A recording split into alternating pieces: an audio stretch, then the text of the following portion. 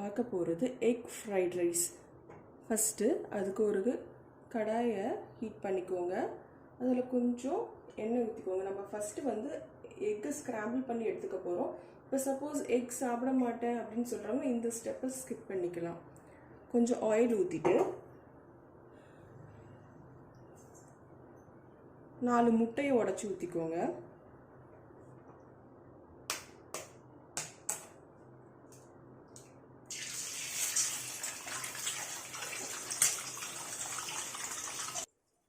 இப்போ 4 முட்டையை வந்து உடச்சி ஊற்றிக்கிட்டாச்சு. இதை லைட்டாக அப்படியே ஸ்க்ராம்பிள் பண்ணிவிடுங்க. இப்போ இந்த முட்டைக்கு மட்டும் தேவையான அளவு உப்பும்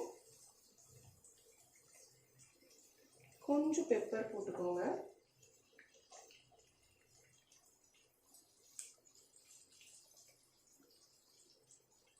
இது ரெண்டுத்தையும் ஆட் பண்ணிவிட்டு நல்லா ஸ்க்ராம்பிள் பண்ணி விட்டுக்கோங்க.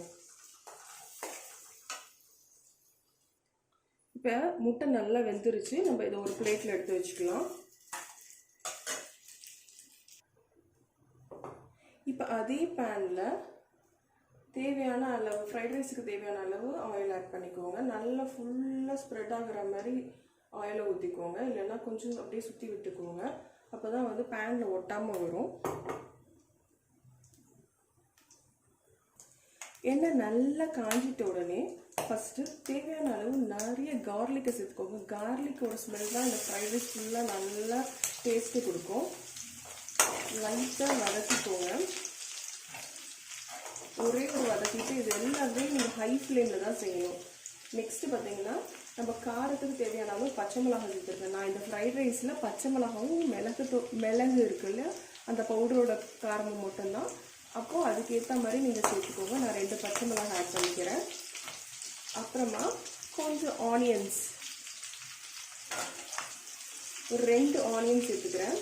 எல்லாமே ஹை ஃப்ளேம்லேயே வந்து சாட்டே பண்ணுங்கள்.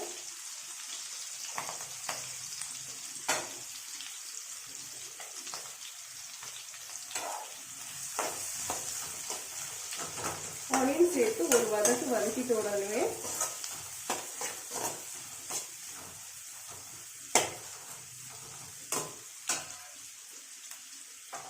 கொஞ்சம் பீன்ஸ், ஒரு 10 பீன்ஸ் கட் பண்ணி வச்சுருக்கேன், அதை ஆட் பண்ணிக்கோங்க. அப்புறம் ஒரே ஒரு கேரட் நல்லா பொடிசாக கட் பண்ணி வச்சுருக்கேன், அதையும் ஆட் பண்ணிக்கோங்க.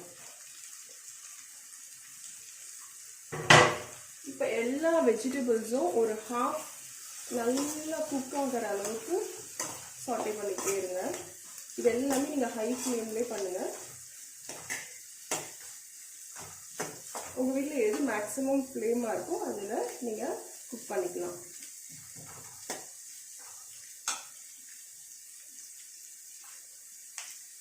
இது வதங்கிக்கிட்டே இருக்கும்போது இந்த காய்க்கு மட்டும் தேவையான உப்பை சேர்த்துக்கோங்க. ஏன்னா நான் வந்து ஏற்கனவே பாஸ்மதி ரைஸில் உப்பு போட்டு வடித்து வச்சுருக்கேன். இந்த காய்க்கு மட்டும் தேவையான அளவு உப்பு சேர்த்துட்டு வதக்குங்க.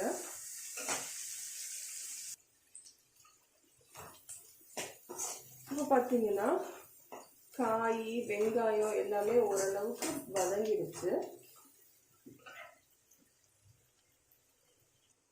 இப்போ உதிரியாக வடித்து வச்சுருக்க பாஸ்மதி ரைஸை சேர்த்துக்கோங்க. பாஸ்மதி ரைஸ் வந்து குழச்சிட்டிங்கன்னா இந்த ஃப்ரைட் ரைஸோட டேஸ்ட்டே போயிடும். நல்லா தண்ணியை கொதிக்க விட்டுட்டு ஒரு 5 நிமிஷம் பாஸ்மதி ரைஸை போட்டு குக் பண்ணிவிட்டு ஃபில்டர் பண்ணிவிட்டு ஒரு தட்டில் ஸ்ப்ரெட் பண்ணி வச்சுக்கோங்க. இப்போ பார்த்திங்கன்னா நல்லா சாதம் உதிரியாக இருக்குது பாருங்கள். இந்த ரைஸை இப்போ நம்ம வதக்கிட்டு இருக்கிறதுல ஆட் பண்ணிக்கலாம்.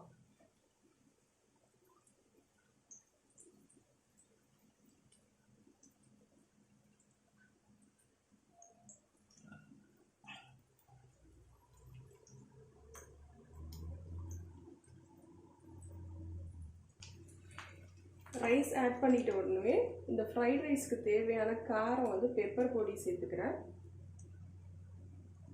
இது சிம்பிளாக பெப்பர் பொடி, பூண்டு, கேரட்டும் பீன்ஸும் வச்சு செய்கிற ஃப்ரைட் ரைஸ். இதில் நான் சாஸஸ் எதுவுமே ஆட் பண்ணிக்கல. உங்களுக்கு வேணும்னா இந்த டைமில் சோயா சாஸும் லைட்டாக டொமேட்டோ சாஸ் ஆட் பண்ணிக்கோங்க. இப்போ பெப்பர் பொடியும் ஆட் பண்ணிவிட்டு லைட்டாக வந்து சாதத்தையும் அந்த மிக்சரையும் மிக்ஸ் பண்ணுங்கள், இல்லைன்னா சாதம் உடஞ்சிரும்.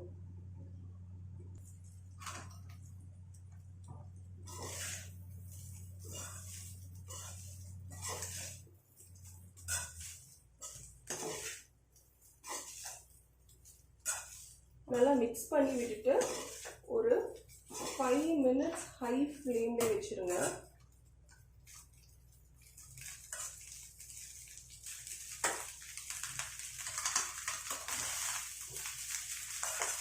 இந்த டைமில் உப்பு காரம் அதெல்லாம் செக் பண்ணி பார்த்துக்கோங்க. உங்களுக்கு தேவையான அளவு இல்லைன்னா இந்த டைமில் ஆட் பண்ணிக்கோங்க. நான் கொஞ்சம் பெப்பர் பொடி எக்ஸ்ட்ரா ஆட் பண்ணிக்கிறேன். உப்பு எனக்கு கரெக்டாக இருக்குது.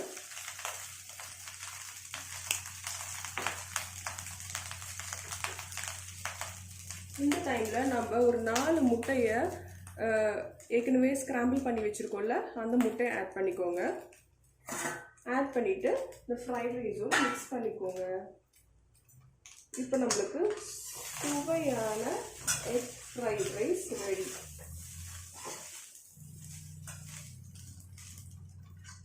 அவ்வளோதான்.